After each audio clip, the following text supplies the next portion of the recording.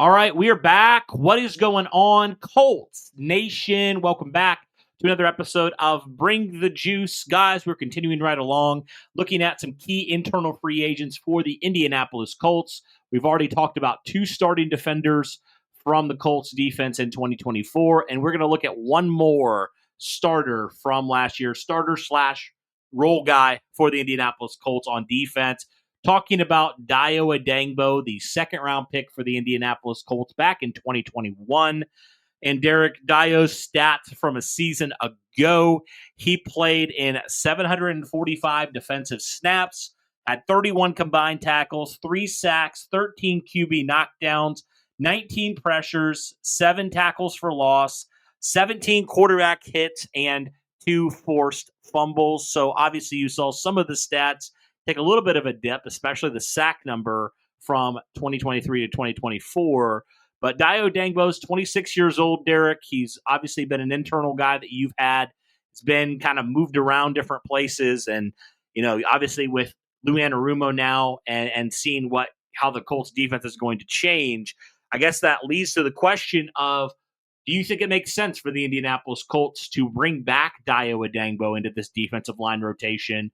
What do you think his role would look like, and how do you think he could help this team, or what's your opinion on, him overall as a player? Yeah, I mean, Dayo Odeyingbo, we were really hoping after that 2023 season, if he could really develop that, he could become this really great player. Obviously, the Indianapolis Colts selected to get Laiatu Latu, which kind of impacted some of his numbers a little bit. Still relatively similar in the tackle number and assist number. But like you said, the tackles for loss and the sack numbers kind of went down a little bit. Has never really been given more than, just a chance to, be mostly a role player, right? And that's mainly been Odeyingbo's situation. And now, I mean, Cody, for me, I would love to bring Dayo Odeyingbo back, but the ultimate question is, what number is going to satisfy Dayo Odeyingbo and the Indianapolis Colts? Because supposedly now Odeyingbo might be getting more than what I think the Indianapolis Colts are willing to keep him around for. I think that there might be a team out there that is going to potentially look to see what the potential of him is, because you see a guy that's 6'6" and 265 pounds and someone that is extremely long and strong and, doesn't really have a whole lot to his game, but he is definitely a load to deal with in a lot of different circumstances. I'm even seeing something from Colts Wire that put something out, said that Albert Breer said that he believes there's a good chance that Dayo Odeyingbo lands a similar deal to like what Bryce Huff did last offseason. And just to put in perspective of that deal, Huff signed a 3-year deal worth $51 million with Philadelphia. Are you willing to suggest that we sign him for, over $15 million? I think most Colts fans would tell you no, because as good of a role player as he is, that's all he really would be for you to continue, is that he would be a role player. So unless there's a team out there that's willing to give him over $10 million a year to try to become a starter somewhere on their line, I just don't know if I see the Indianapolis Colts dishing out that kind of money for that kind of thing. And, I think you could find some depth somewhere else for a little less money than that could get you 3 sacks a season. The more I look into it, Cody, the more I feel like Dayo may not be coming back to Indy this offseason. Well, yeah, if a team's going to pay him that much for one season where he's had 8 sacks, like out of his first, 4? Yeah, I'm all right with that. Like, obviously, I would like to have him back. I mean, I'm intrigued to see how he'd fit into Lou Anarumo's scheme. I think he could be a good fit. But yeah, you're right. Like, I don't know if he's worth that kind of money because of how inconsistent he's been. And Derek, to be fair to Dayo, we've seen him have some very dominant flashes. Like he's taken games over before. So it's like, are you willing to bet that, with a new defensive coordinator, a new defensive staff, that he could become that guy? Are you willing to pay that amount to see if he's going to become that guy or not? I know some people would say yes, because how often do just the physical tools alone, come out like that, So I don't know. I understand like he's going to be a lot of money, especially if he thinks he's worth that much. But I don't know, Derek. I'm kind of like, is that a smokescreen? Because when teams look at him, they say, yeah, he's had flashes, but he's really been nothing more, like we've said, than a role player up to this point in his career. So are you willing to take that chance that he's going to develop into more and give him all that money, that guaranteed money that you're probably going to have to give him to bring him to your team? Maybe some teams would take that risk. But, man, it's hard to do that, especially when you're paying all these guys on your defensive line already. You know what I mean? And so it's kind of tough. Unless I think the Colts made some cap casualty moves, which as much as Ballard doesn't want to do it, they might have to in order to help make room for this. And also, Derek, the fact that, you're going to have to sign some outside free agents, especially in the secondary. I don't know. I'm torn on it. I'm really torn on it because I like Dayo as a player. But I don't know, Derek, if he's going to be worth that much money. It's not. I don't think he's worth 10 plus million, man.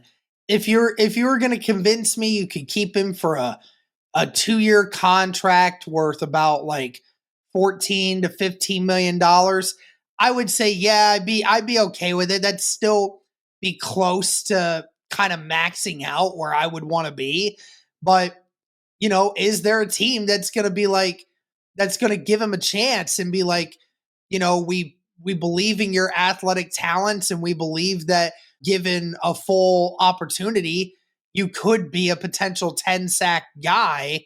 And we're going to give you a 3-year contract for 27 to 30 to maybe 33 million. I just don't see the Indianapolis Colts doing that. Who knows, though, with Chris Ballard. He loves his defensive line. He loves paying his own guys. Yep. So he could, Derek. He could. I've seen some projections. I was just looking at like some contract projections. Spot Track has him at 4 years, almost $64 million that you'd be paying him. So it's even more than what we originally thought. And PFF goes a step further. They have him making up to $66 million.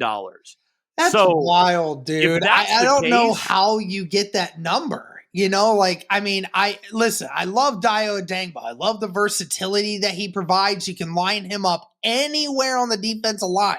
It's great.